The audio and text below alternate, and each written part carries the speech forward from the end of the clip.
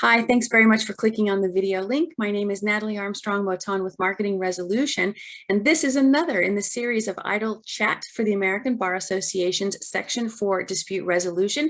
And I want to introduce you to my colleague, Sasha. Hi, Sasha. Hi. Thanks for joining me for an Idle Chat. Sasha, all we do, we shuffle these cards, about 120 different questions on here, and the cards will dictate what you and I get to talk about. And we are off to the races, my friend. All right, Sasha, what's scarier, snakes or spiders? Whichever one's closest to me. Really good answer. Possibly the best answer I've ever had to that question. Sasha, what is your least favorite household chore?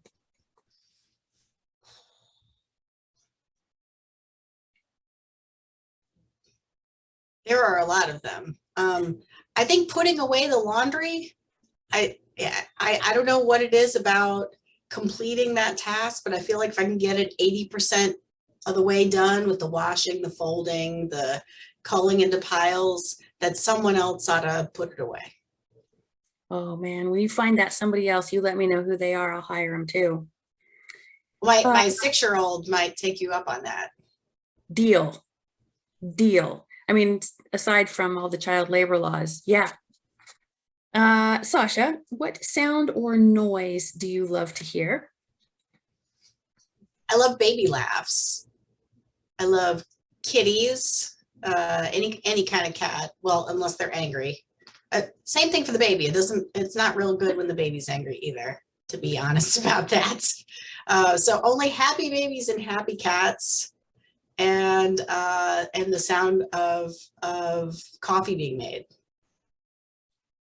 Those are my 3 happy sounds. Of coffee being made. I think, Sasha, that you have just identified my new favorite sound. The sound of coffee being made. Thank you, ma'am. Thank you. Well, and it depends on how you make it too, what that sound would be. I mean, if you make it in a French press, it would be the sound of the tea kettle that is going off to tell you that your water is boiled so that you can put it in the French press. If you've got a traditional coffee pot, a coffee maker, then that little like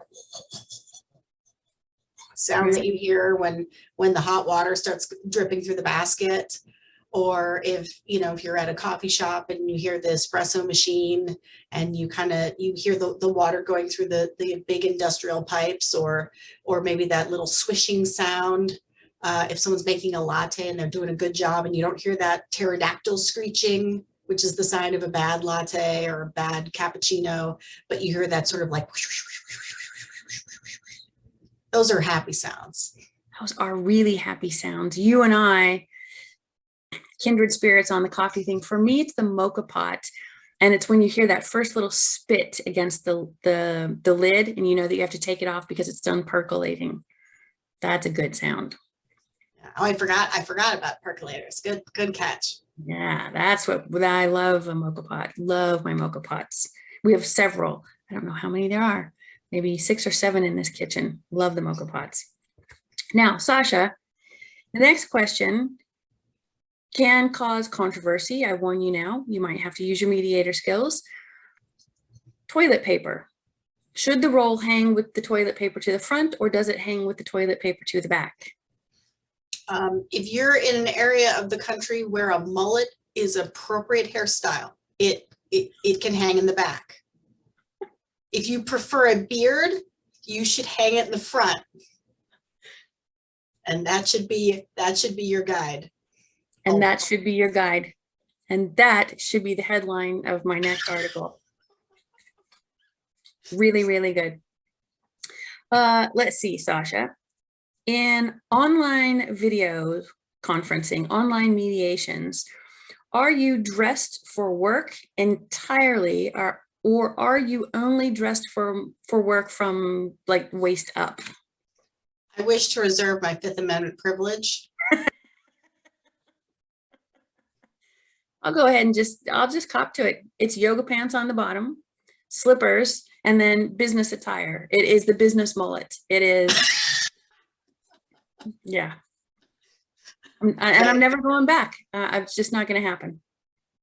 Well, I wonder Or- what is going to happen to all of those brands that right before the pandemic were coming out with the, the feel of yoga pants, but they looked like dress pants. What's going to happen to those companies now that so many of us can just go ahead and wear our regular yoga pants or the coffee bean pajama pants? Not that I have those or I'm wearing them right now.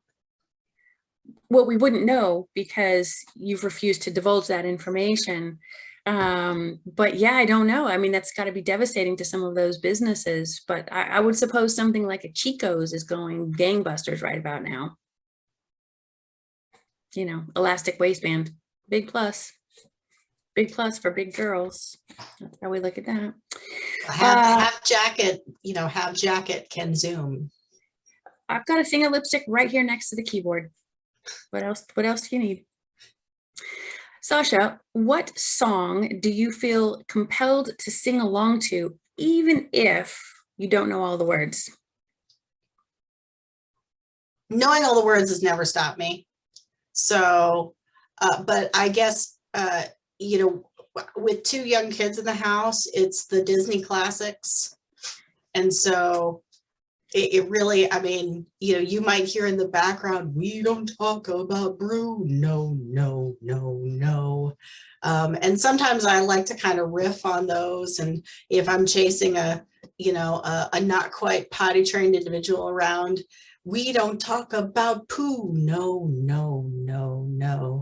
That may or may not make the edit, but it had to be said. We're parents, we're neutrals, we do what we have to do. No apologies. No apologies. If it requires a soundtrack, I'm all for it. All for it. Sasha, you have small children in your house, so you don't always get a hot meal, but the card wants me to ask you, what food do you crave most? Well, it is a really close three-way tie, but I think the winner is going to be any type of spicy vegetarian Chinese. And the reason is because when I was in high school, my first job was at a Cantonese restaurant, packing carryout. And, that flavor kind of takes me back to, my youth and also to like, just kind of that like homey feel. Second would be tacos, because I feel like there's never a wrong day for tacos. It is Tuesday. We have taco fixins in 2 crock pots for tonight for Taco Tuesday. And it smells really good in here. So it's, I'm excited about that. And then I think third would be anything, mashed potatoes and all of the accoutrements that go with mashed potatoes, because Thanksgiving may be to some people about the turkey, but in my house, it was always about, the mashed potatoes and its accessories like the turkey. Absolutely agree with you on every one of those choices. Everyone. And now I know where to be on Tuesday. Come to your house. Yeah, Dayton, Ohio, come on down. Right. It's a bit of a commute, but I'll get there. Miss Sasha, what movie quote or quotes do you use on a regular basis?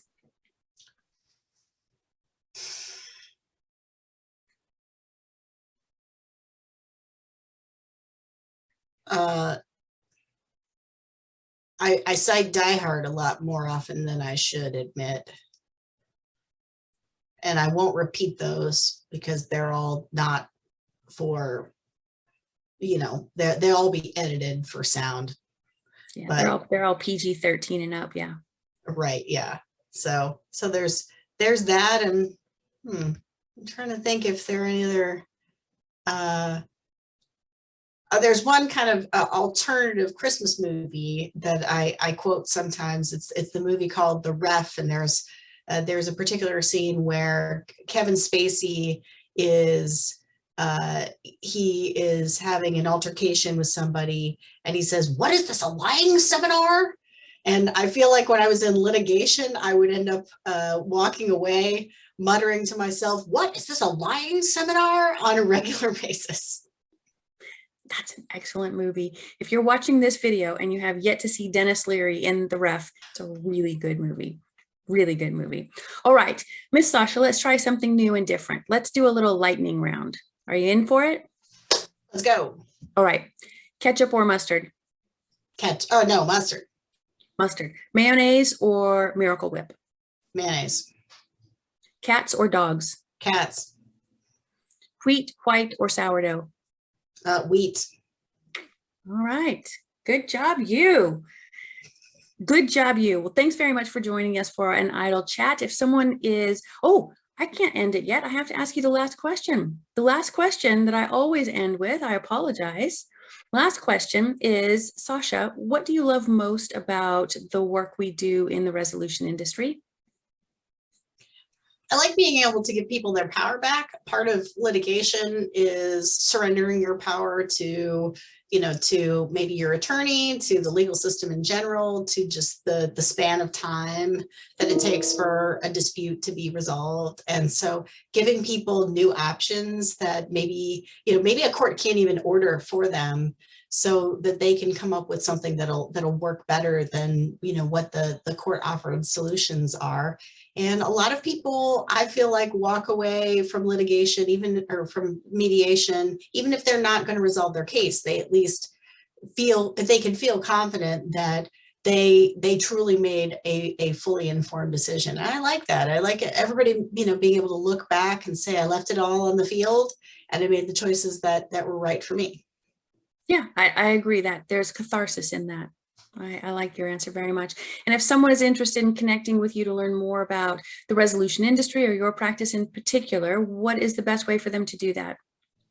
I'm on LinkedIn, and it's easy to reach out to me on LinkedIn. Sasha Blaine, I'm the mediator for the Ohio 12th District Court of Appeals and a certified appellate specialist. So I love to talk about nerdy stuff like final appealable orders and mediation at the appellate level. But that's not to say that those are the only topics that that we could talk to.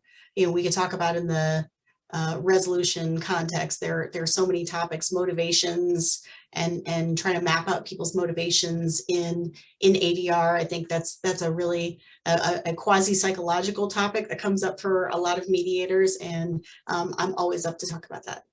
Excellent. Sasha, thank you so much for your time, and thanks so much for the fabulous answers. Well, thank you very much. You didn't give me my grade on the lightning round, so I'm assuming that it was 100%. But I'm going to go 110, 112. Woohoo! Bonus points. Yeah, absolutely. Ticked all the boxes. Well, thank you. It's been a real pleasure, Miss Natalie. Thanks.